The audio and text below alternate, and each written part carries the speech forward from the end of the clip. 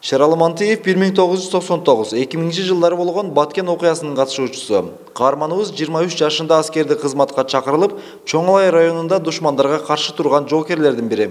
Бокбашыда болдум мен. Карамыкта болдум. Карамыкта блокпостто болдум.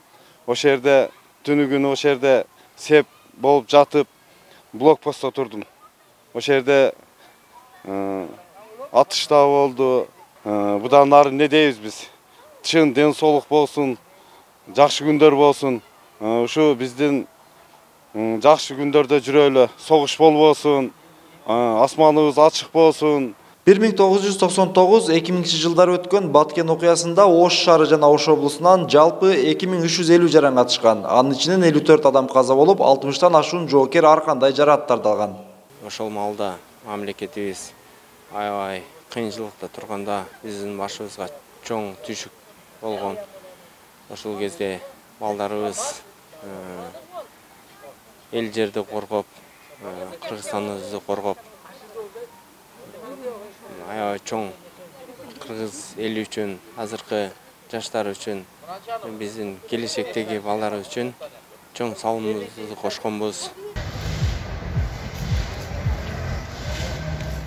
Ошол күндөн тарта ар жылы 26 октябрь күнү каза болгондорду эскерүү болуп келет. Бүгүн да аталган иш-чара өткөрүлүп, каза болгондордун элесине Куран түшүрүлдү.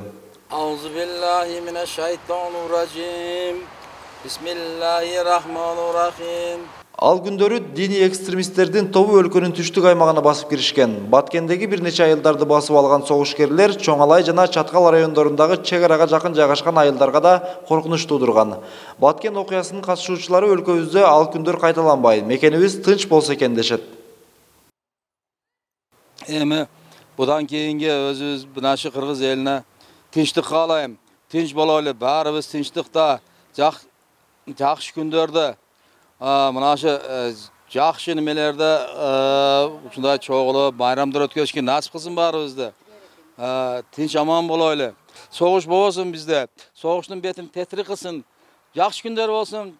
Кыргызстаныбызда, кыргыз элине жакшы күндөр болсун баарыбызга. Баарыңарга жакшы күндөр каалайм. Тынч бололу жолдоштор. Баткен согушунун республикалык ардагерлер кеңеши тарабынан өлкөнүн бардык аймактарына эстелик тургузулуп, мемориалдык такталарды куруу демилгелери көтөрүлгөн.